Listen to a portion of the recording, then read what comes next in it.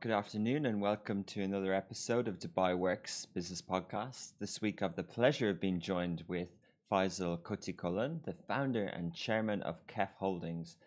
Since establishing KEF Holdings with the mission to be different and make a difference, Faizal, the founder and chairman, has received widespread recognition for the major impact he has made across various industries.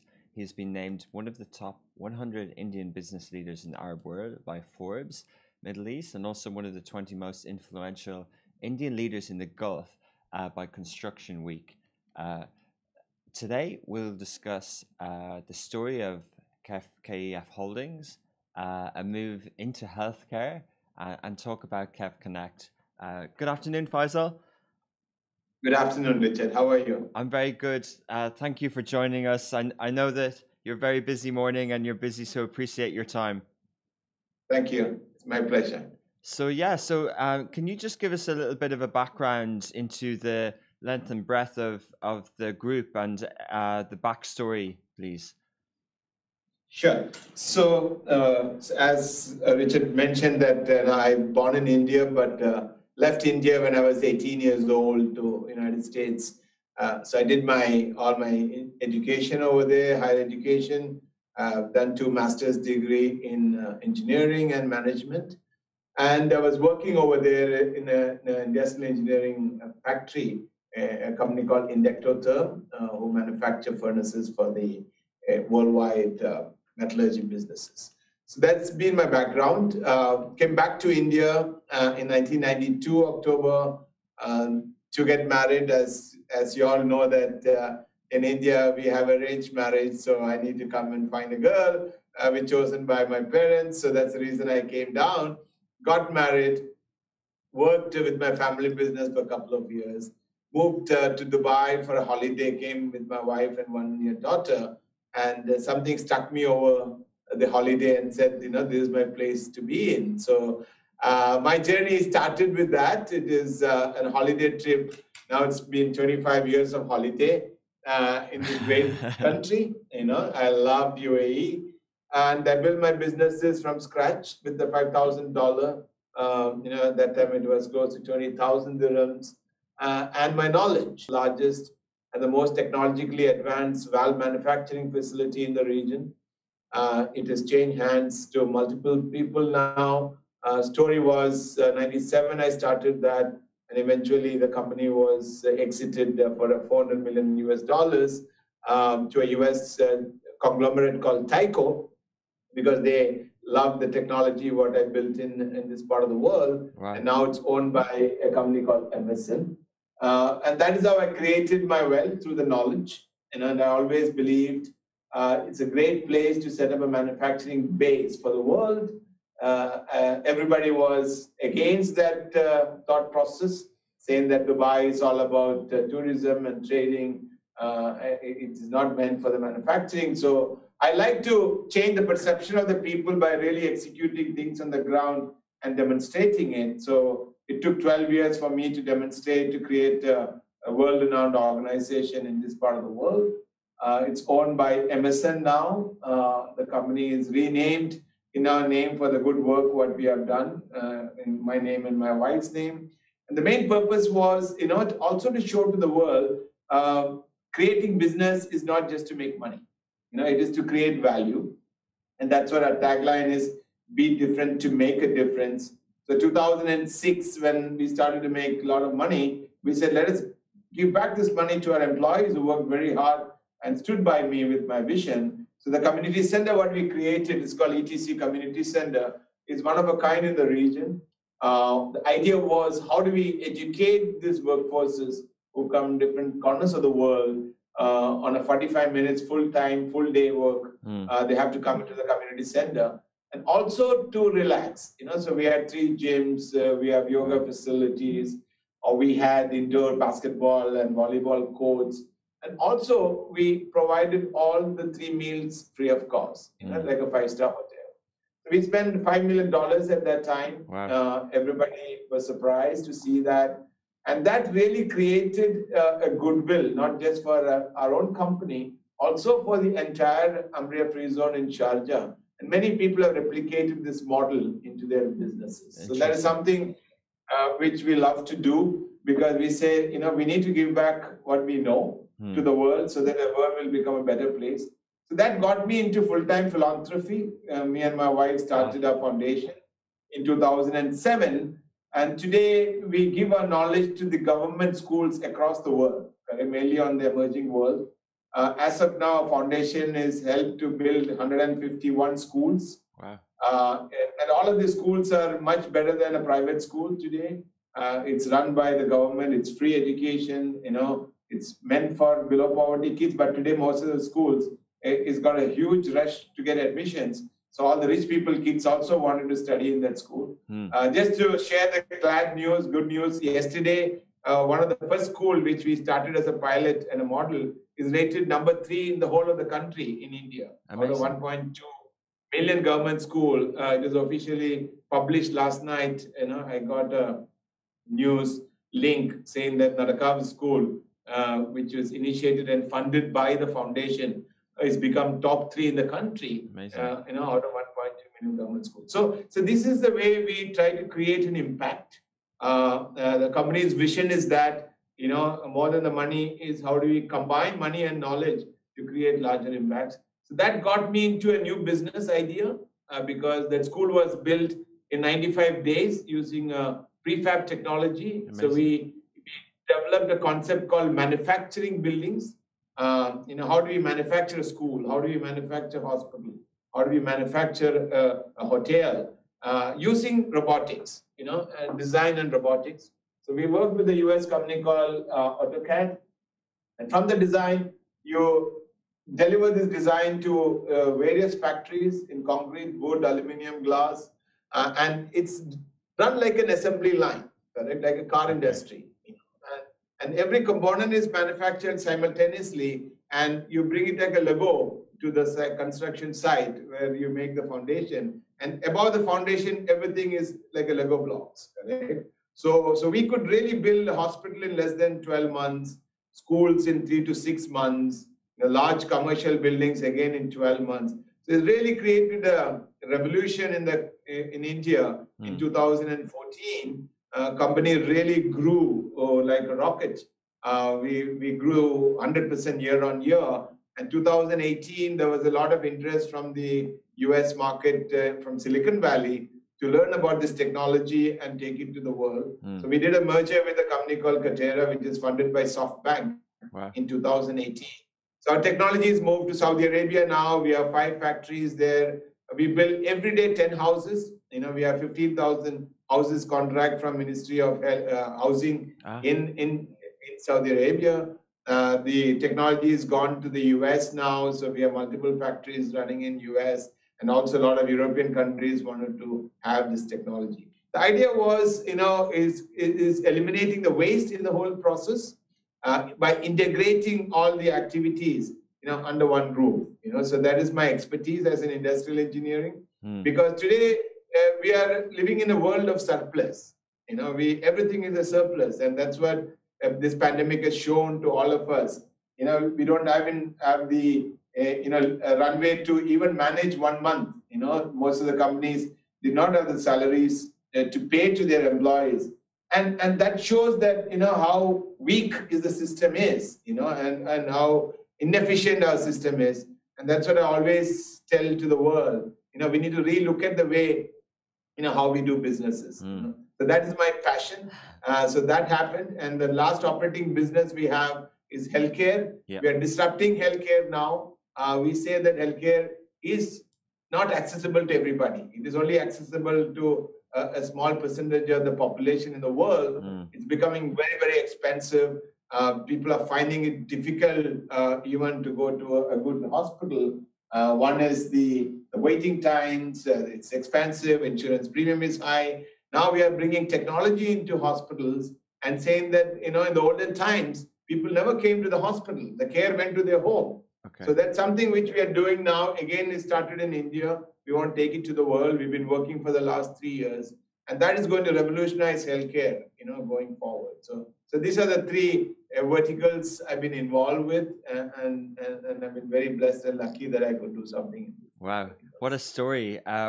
Thank you for sharing it in detail. And you touched on lots of emerging trends, different sectors, different verticals. And it's always interesting to hear how someone with an engineering mind and mechanical engineering applies that to business decision making. But just to take a step back, when you obviously uh, were exposed to the US market and the American dream and the mindset there.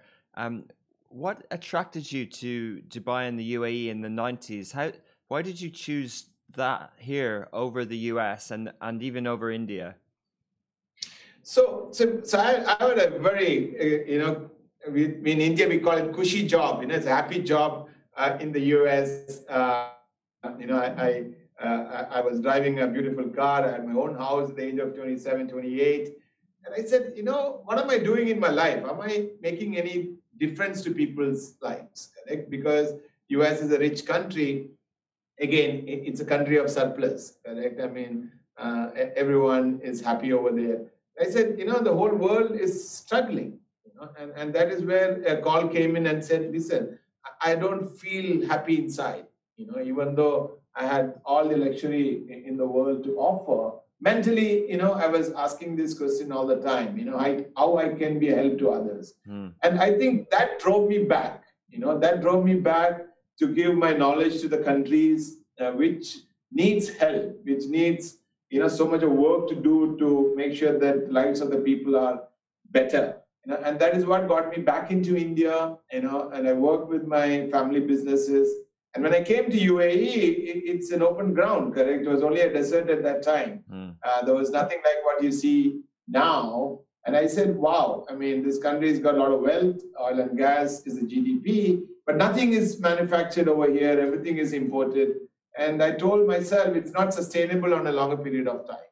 And that is where I saw the opportunity to take a shot with my knowledge and build all these things over here. Was it hard to convince other people, whether it was people to work with you, partners, family, investors? Was it hard to, obviously the leadership here had the vision, but sometimes people don't see the same vision as an entrepreneur. So, and you mentioned it took some time to mass great wealth or great success. Was it difficult the first 10 years? Absolutely. The most difficult time was the first 5 years, 7 years, I would say 95 to 2002, because nobody will believe in you, correct? That's the number one, because nobody ever thought of manufacturing a valve in this part of the world. Everything was imported from US, Germany, France, Italy, and the Western world.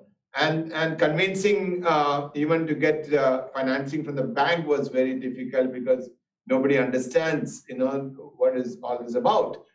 So I need to go step by step, So I was started as a scrap business. I found that a lot of scrap available for the foundry businesses and a lot of silica sand was available in the region. So I said two important raw materials was available over here, and there was a decent utilities available also in 95, 96, 97. So I need to really start very small as a scrap company. 2 years, I built that business, went into a smaller research facility in Ajman, built that R&D, and I brought people to the factory to show the research, how it is possible. Then 2000, I think people are convinced that, because of my determination. So any leadership, you are always lonely at the top. I always say this, because very few people believe in your imagination, because basically we're all dreamers. We dream every day. We wanted to find solutions to problems, and you need to believe in your guts and take a calculated step one by one and convince people. So it took 7 years for me to convince. After that, everybody appreciates you. Today morning, I was with a very, very important VVIP in the country, and you can't. I always carry my album of my life. How from scrap to success, it's called. Wow. And people appreciate it. People. What people loves it is it's really given the confidence to this part of the world that things can be done over here. Interesting. So that's what I take.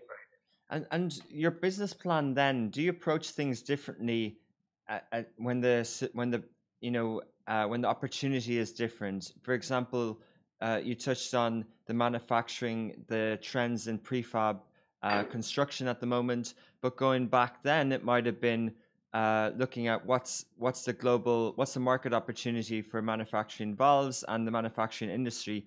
Do you approach things differently, or what is your thought process on creating a business unit? So, I look at, the real problem on the ground. Always being an industrial engineer, it's all about time and motion study, Okay. correct? And solution to a problem. So the whole world was moving towards outsourcing, in the 90s, and Americans were shutting down all their factories and moving into China. Same thing in the case of UK, France, everybody didn't want to produce anything, So I was very much worried and against it. I said, listen, these countries will suffer, for the next generation, because it's very difficult to move away from production to just a service industry. And I said, it's not the way to do it. I was very convinced to myself that's the wrong approach. And you can see that now world is struggling because everything is dependent on one country, which is China. Correct? So I said, you have to produce everything what is required for the local markets. Correct? So, and I use integration as the tool. I said, why not produce everything under one roof? And you bring in technology and make it more efficient, so that you eliminate the waste. You are in control of your production processes, so that the customer can come and see the quality, what he's been, asking for. And today, 90s, it's very difficult because the valve industry was so scattered. Design is done in Germany or America.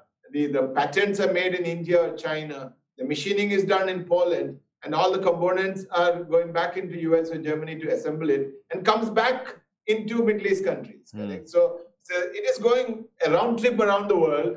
And you can imagine the cost involved and the time involved, because time is money. And that was my simple theory. It's something is not adding up here. Something is not right. Correct? So I just reversed everything and I said, let me try step by step and make everything under one roof. So just to give you an example, my cost was 40% cheaper than my competitor, 40%. And the time taken to deliver a valve into the oil and gas plant was 24 weeks at that time. And I used to deliver to Saudi Aramco and ADNOC and other companies in 4 weeks. Wow. Correct? So 4 weeks to 24 weeks is a huge difference. Correct? So initially people don't believe you, but I just somehow drag them to see my factory. And I had a buggy. And I go around the buggy to it's 1 million square foot, and I'll show them how the process has been done. So I think it took a while for people to believe that it's possible and why I'm doing it differently. And also always, seeing is believing. So when you see a product which is very high quality, price is 40% cheaper, and delivery is in 4 weeks against 24 weeks. I mean, it sells by itself. Correct? So that is my model. I always believe that you need to be honest first. You need to have a high level of integrity in business, and you should have the knowledge with you. Then you have to sell that knowledge by communicating correctly to the market. It's a fascinating story. There's a theme, or maybe a myth, as you've proven it wrong, that manufacturing in the UAE might be more expensive than China or India or sub-Asian countries. What is your view on that, and how were you able to make it 40% more cheaper margin-wise? So as I said, everything we live in a very mystified world. It's a perception, and I proved it wrong, because when I was the highest quality in the world by 2007, I used to compare my quality with Germans, and that is where my benchmark was. And my comparison on the cost was China at that time, in 2006-07. So, and I could achieve this, and that's what my company was sold for $400 million at that time on a cash deal. Correct? Wow. This company was always cash deal, because we used to have a net margin of 28% for a $200 million revenue by 2007. And everything is organically grown because I didn't have a competition. Because when you have this powerful combination of German quality at a Chinese cost, you define the price. You determine the price to the different countries. So we were exporting to 35 countries our products, from Australia to Canada to US to all the European countries, India. Even India used to import our valves. I think UAE is the best place to be in the manufacturing businesses because of the location. And that was my advantage. We have the most efficient seaport in the world here, the most efficient airline in the world. You can get your customers, within few hours from any corner of the world. So I use that, as a strong logistic base over here. And I used to get the efficient workers from India, Sri Lanka, Bangladesh, Nepal, Europe. All my managerial top technologists were coming from Germany and France and England. And even I had a few Americans working for me at that time. So it is a melting pot, correct? And it's a great, great country to live here. Wow. The infrastructure has been great. So I still believe, I always ask, to the authorities, why not manufacture a car in this part of the world? Yeah, right? Because that's amazing. Yeah. Yeah, I mean, it's possible, and I'm still a believer in that. UAE can be very, very competitive. And that is something which, through this media, I would like to really, really tell to the authorities and the people. If you do it differently, if you integrate the processes, UAE is very, very competitive in manufacturing. It's so interesting to hear. You must have seen the financial crisis coming in 2008 by making an exit in 2007. You must have predicted the future. That was... No, we did not exit in 2008. No, 2008 was the Dubai Holdings came in and took an equity of 45%. See, none of the recession really hurted the company, because we grew in the recession. So our valuation went up in 2009, 10, 11 by 25%. So the value of the company was $300 million in 2008. 2011, the valuation went up to $400 million. And I think 2012, it's gone much beyond that. I don't know the value of what Tyco sold it to Pentair. It's much higher than what I sold to them. So the journey of this company is very, very interesting, because when you have a robust foundation, no recession can hit you. Okay. You see? So this is what I'd say, today the companies can't even survive for 1 month. That means fundamentally the business model is flawed. Okay. Something is wrong with your fundamentals. So, and that's what I've proven here. I mean, if you integrate and bring in efficiency in your process and top it up with the technology, which is available in the market, you cannot go wrong. Okay, fascinating. But what's your view on sort of selling and exiting, and as opposed to listing on the stock market and venture capital? Has your view changed over time, and what would your advice be to people starting, say, in the manufacturing or construction industries now? So I think when I ran my businesses, that time private equity was in the nascent stage. It was mostly existing in America and mainly from Silicon Valley. But this part of the world was very difficult to raise money. Those things have changed since 2011-12. A lot of foreign private equity companies are coming from Singapore, from Norway, from US. And I think the model is moving towards private equity, correct? Because of the money is available with the 1% of the population of the world, correct? If you ask me, do you agree to that? I don't, correct? I think money should be distributed more evenly into the market. So I think it's nothing right and wrong in this, because any businessman who wants to do a business needs capital. And capital should be accessible in different forms. It could be through banking channels, it could be from venture funds, it could be private equity. So our own company, which is KEF Investments, also is into private equity and venture funding. We wanted to encourage people to do businesses in this part of the world. So we are just starting a new venture fund soon. Wow. To attract more youngsters to come in and do manufacturing in this part of the world. Interesting. We spoke yesterday to the chairman and founder of Danube Group, and their approach to India is a little bit different to you in terms of going in step by step. So a little bit first. Whereas you mentioned with the construction and prefab business that you've started in India and it's growing really well. Do you think there's different approaches to different markets?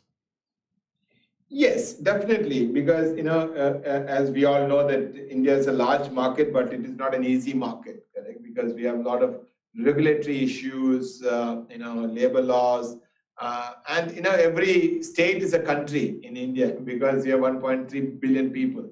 So I think any new place you go to, you need to have a real study done first. You need to see where is the gap is, and that is where we do, because today, engineering application, in business decision making is the key. Correct? You need to have a logical mind to analyze the problems on the ground and take decisions. So I found India has got tremendous opportunity for the future, for the world market. Everything needs to be produced. I think the conventional industries which is existing now has to be upgraded, correct? That's an opportunity we saw. For example, now to build a school, it takes 2 to 3 years. To build a hospital, it takes 5 years, even today. We changed that because we are the first people to think, why 5 years? Why not in 1 year?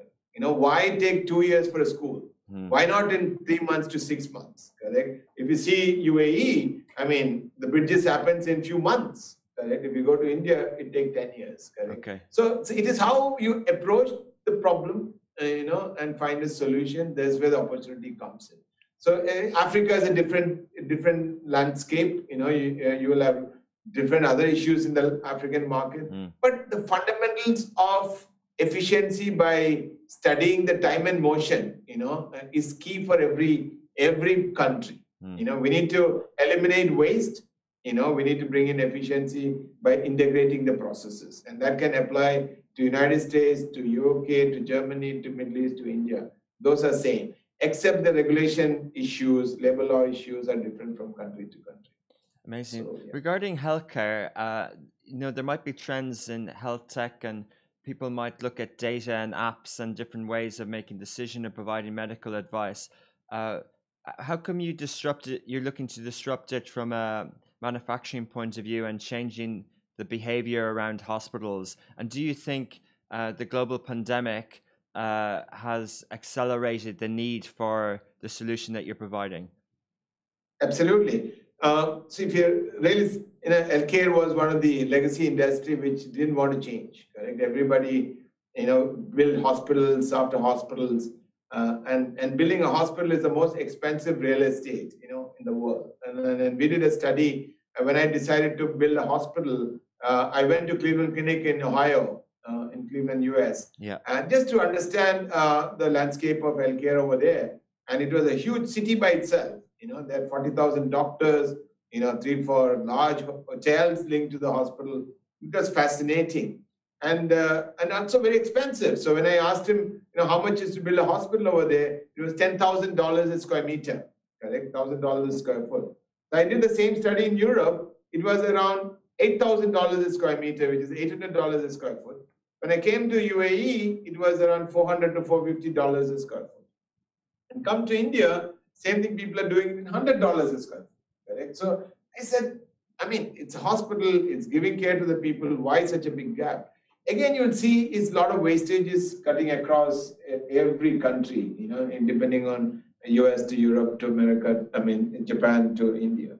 So I said, why don't we standardize this again? So what we did was we kept the Cleveland as a model, and completely automized the whole healthcare planning itself and started manufacturing hospital out of the factory. Today, same thing what America is doing at $1,000 a square foot is what we built in India, my hospital, at $120 a square foot, correct? It's 1/10 of the cost.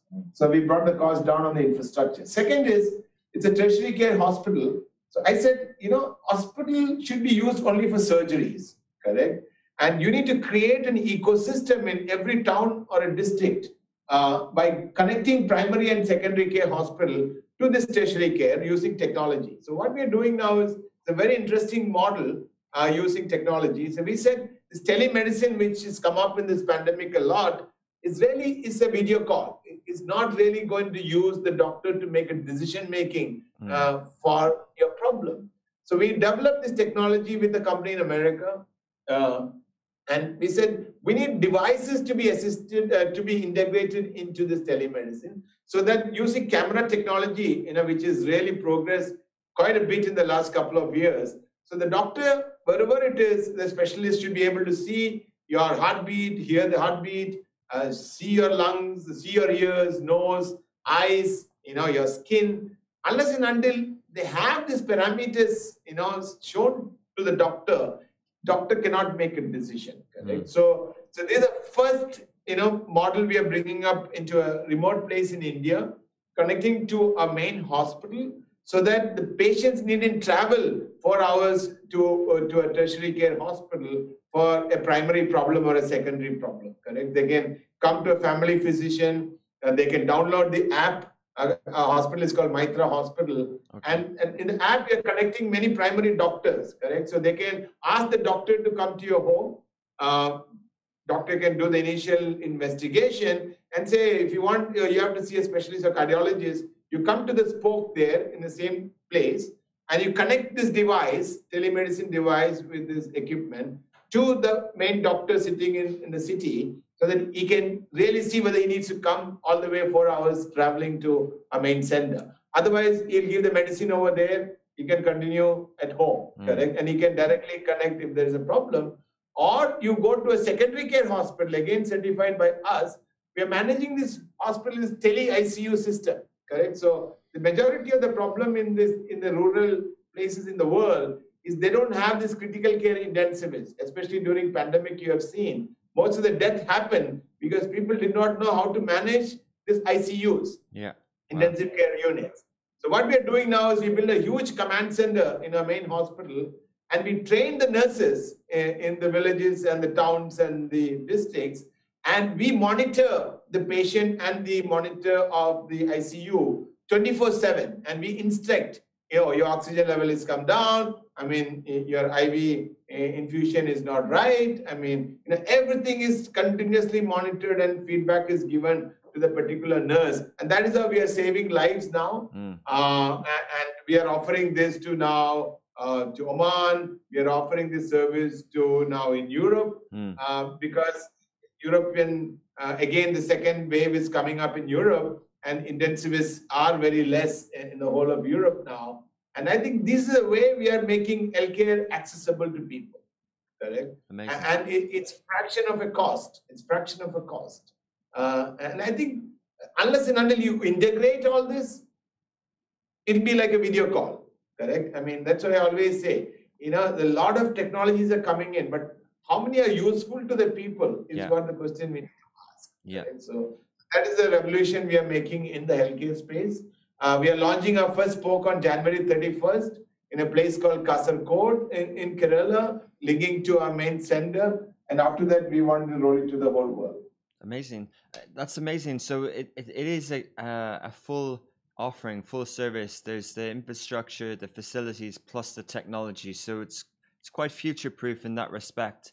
Absolutely. I want to touch on a little bit about how you view emerging markets. So some emerging markets don't actually emerge for whatever reason. GDP slows and things like that. Clearly, India, as GDP is emerging, is very robust, and there's a lot of foreign direct investment happening there, and there's a lot of emerging middle class. How do you view the challenges the region, the Middle East and North Africa even region faces? And you had a vision many years ago to see what not many people saw in the UAE. Would you be hopeful and bullish for the region in the same way? Definitely, because, I'm a big believer in this part of the world because of the great infrastructure and the visionary leadership, because every country to move forward, because there will be ups and downs in our lives, correct? But if you have a strong leadership with the larger vision, all these things can be overcome, correct? So UAE is one of the best countries, in my opinion, in the world because of many reasons. And I think if we bring in technology with the people, correct? We need to integrate these two things correctly, and that is something which I think the government has to realize that we need to bring down the cost. And when I came in 95, it was in a very, very affordable country. It's become very expensive because I think there's a lot of wastage. It's my view, and I may be wrong. And I think we need to really relook at it and see how we can bring down the healthcare costs down, how we can bring down the education costs down, how do we bring down the food costs down. So these are the three pillars, correct? And the housing, and I think we need to relook at this. And if you do that, this place can support Africa, support the rest of the Middle East countries, and we can leverage the knowledge from countries like India and the neighboring countries, correct? Because India has got pool of knowledge of millions of people, which is very closely accessible. And that is something which I'm working on with authorities, with the Indian ambassador, Indian Consul General, UAE ambassador of India, all of them. And also because I have some credibility to prove that I've done this, with the German quality, with the Chinese cost in this part of the world. And also I'm revolutionizing healthcare in India. And it's easy for me to replicate that model into UAE. So this is what we are looking at. And somebody has to come and show the model, correct? And if that has been done, I think people will believe in your vision and take it forward. So I'm very bullish about this part of the world. Amazing. So talking about KEF Connect and the Heroes project that you've launched as a business, you yourself, Faizal, have won many acknowledgements and awards in the region.